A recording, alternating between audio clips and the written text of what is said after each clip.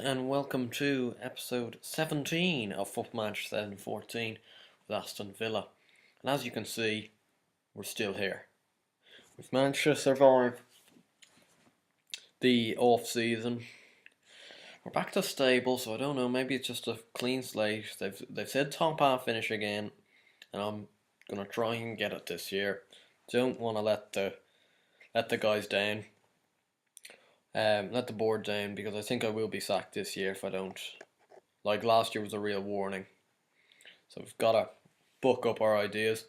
And I've tried to build a team now with the transfers I made that are going to be a much better team than what we had last year. Last year, I was looking over it, and really our summer transfers last year, there was a lot of very average players coming in.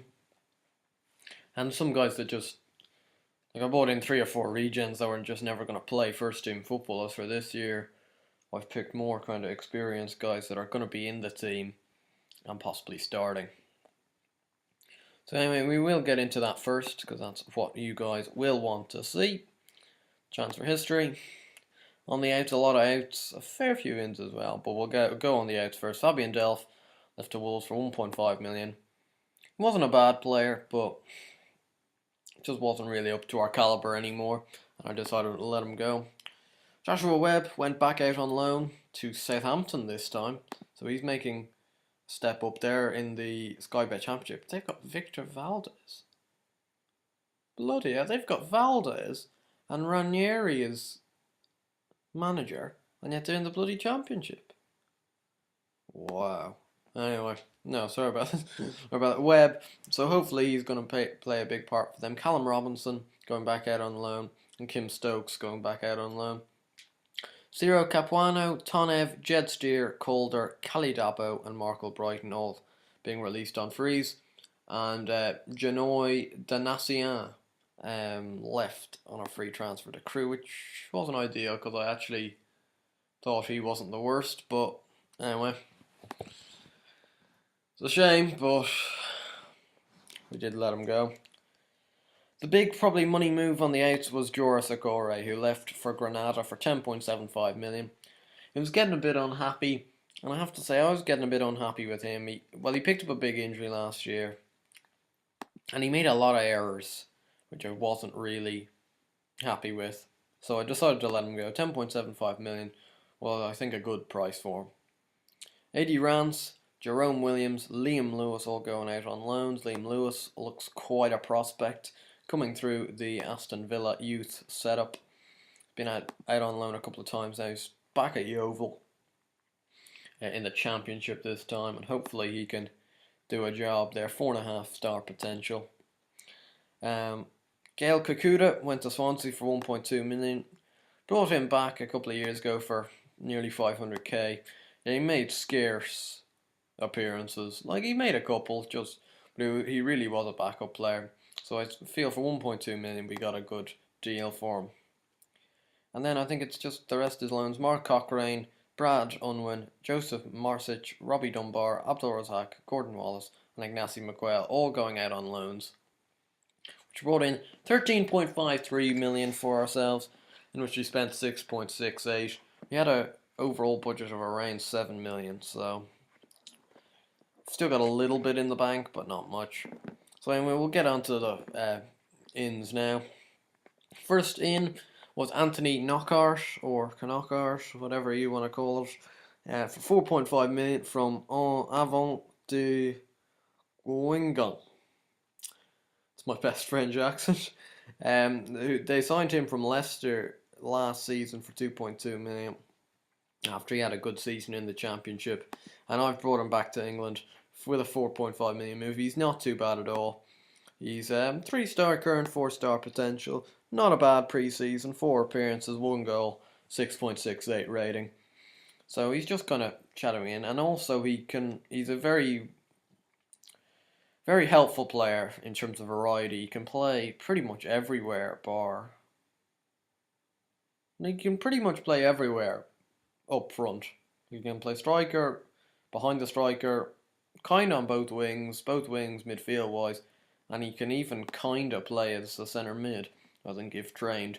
So I think it's a really good piece of business there. Only 15 grand on the wages as well, which isn't too bad. Next man in to bolster our defence is Carl Jenkinson from Arsenal for £2 million. I think Carl Jenkinson's a pretty good player, actually. I kind of rate him in real life as well. I think he's fairly underrated at Arsenal, and everyone gives him a bit of stick after he got... Well, didn't he get sent off against Man U first game, something like that? Or on one of his first games, in that like 8-2 defeat. But anyway, I think he's a pretty good player. He's going to probably slot in at right back ahead of Norton this year, because I really had enough of Norton last year. He was very poor for me. A lot of mistakes. 3 appearances in pre-season, 6.77 rating. So just average pre-season. Although I have to say the whole team were pretty average over pre-season, so...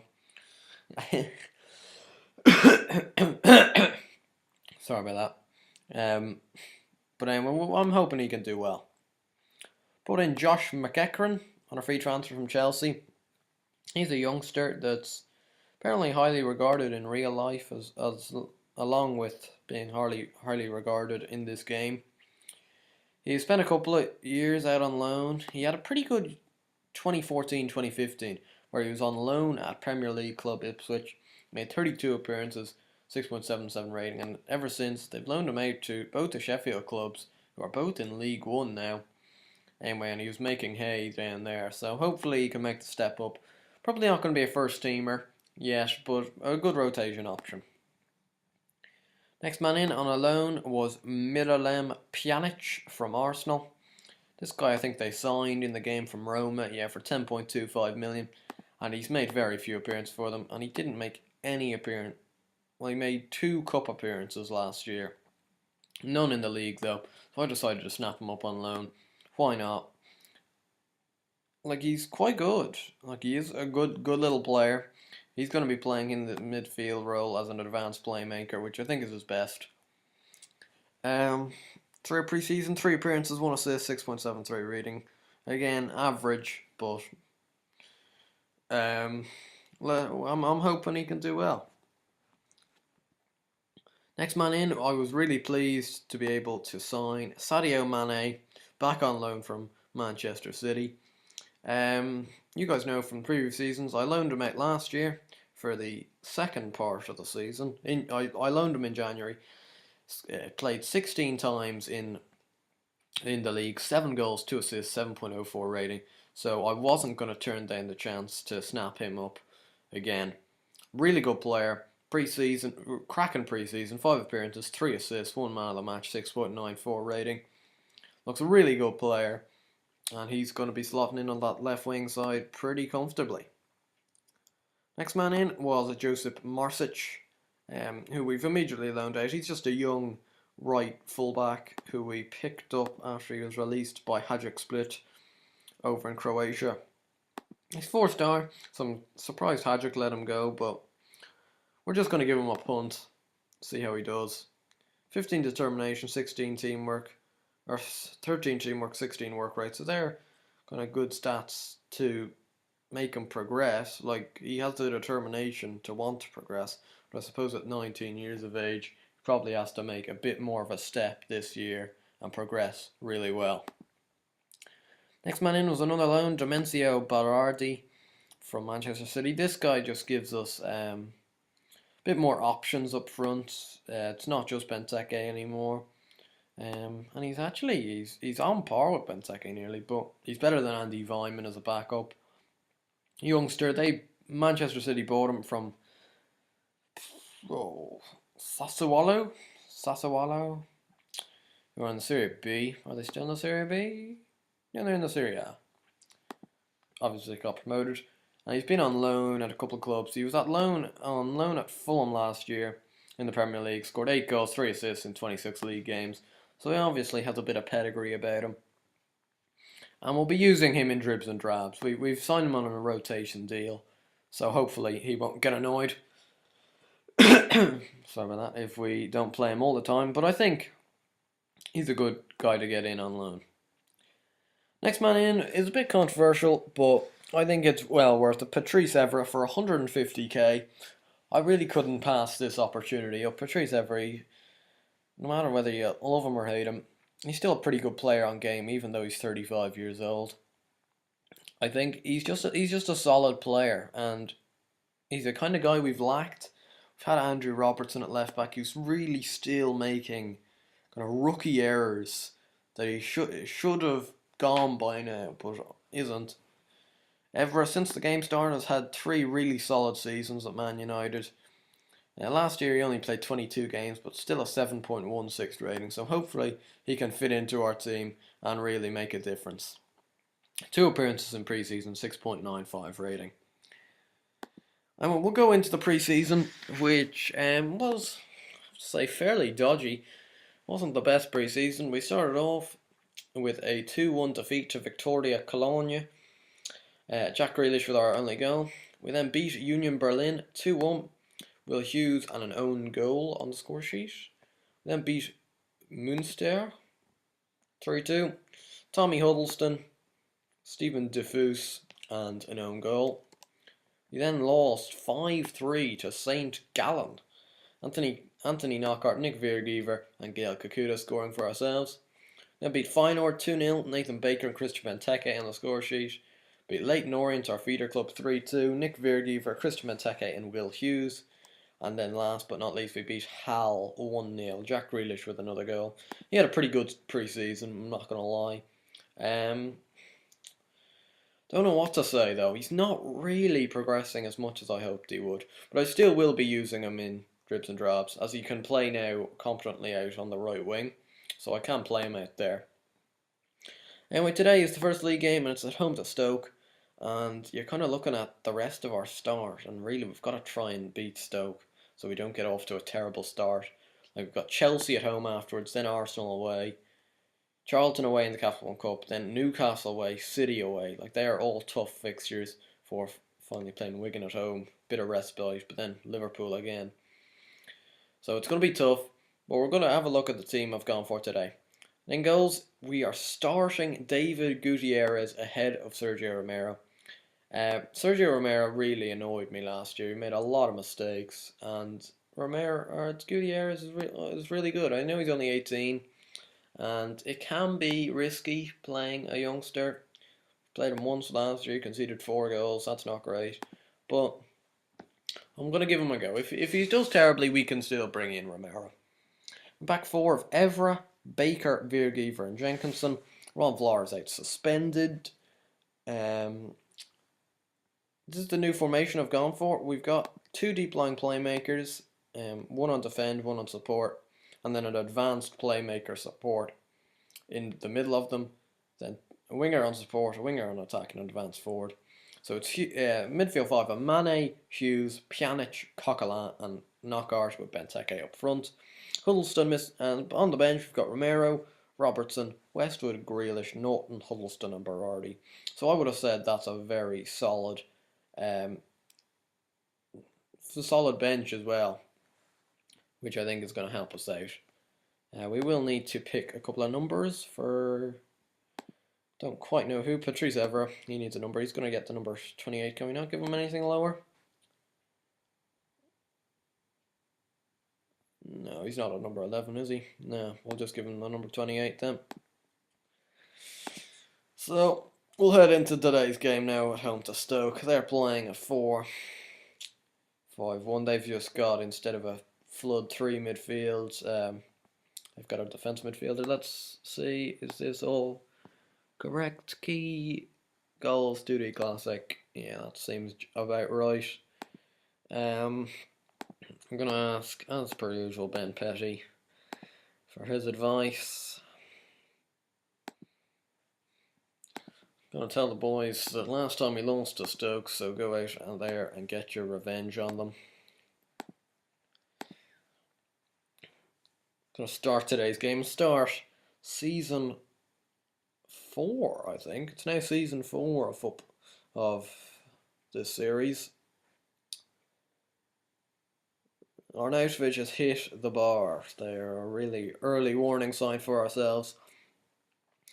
Yeah, we haven't really made big strides forward yet, have we? Poor enough kick there by Gutierrez. Arnautovic could be in behind. Ever does well though. Here's Mane now. Maybe showing his extra bit of quality on this left-hand flank. Finds Benteke, and that's a great goal by Chris Benteke. It's always good for Benteke to score early on in the season, because he can go through droughts, but this is a beautiful ball in by Mane. Really serving it up to Benteke on a plate, and Benteke's not going to miss from there. And we take a 1-0 lead here at home to Stoke on the opening day of the season, which is pleasing. But here's Hendry, finds Lingard. Are they going to equalise almost instantly? Huth is going backwards, that's good. Maguire. I don't know, I think that's Harry Maguire, the Sheffield Wednesday guy. Or Sheffield United. Oh, sorry, don't get those mixed up. Solly. Oh no. It's the risk you play. The risk you take with playing a young keeper. Like that is an absolute shocker from David Gutierrez. He's just dropped it. Nathan D'Alfonso, our former man, pounces on the mistake. Pjanic, Coquelin now, Virgiver. Baker. Sloppy. D'Alfonso. Great save this time by Gutierrez. He's really made up for it there with a point blank save. I thought D'Alfonso just rounded Gutierrez there, but he didn't. Gutierrez managed to sprawl back and get his hands on it. We've got to be careful though, because these are the games last year that we have lost. We've taken the lead, it's all looking rosy, then we concede, it's back to 1 each, and then we lose the game, go on to lose the game 2-1 or something. So we've got to try and cut these kind of sloppy losses out. Benteke there gets fouled pretty recklessly by Rob Huth. There's Butland, Coquelin, Huth as well. Lingard now on this left hand side. Good ball in. Arnautovic is on his own. He's disallowed though, thank God. I was thinking surely he's offside if he's that far. I know we haven't got the best defence, but surely they wouldn't let him be that far away from them. Here's Lingard, he's in again. Lingard, Jenkins is going to foul him. No. Oh, God, thank God. I thought Jenkinson was going to concede a penalty there. But here's Mane, maybe a chance to break. But no one's in the box for him.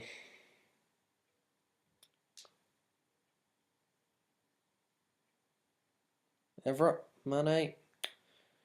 Doesn't amount to anything, and it's going to be time, especially now that Knockaert's picked up an injury, to change things up. I'm going to bring on Jack Grealish.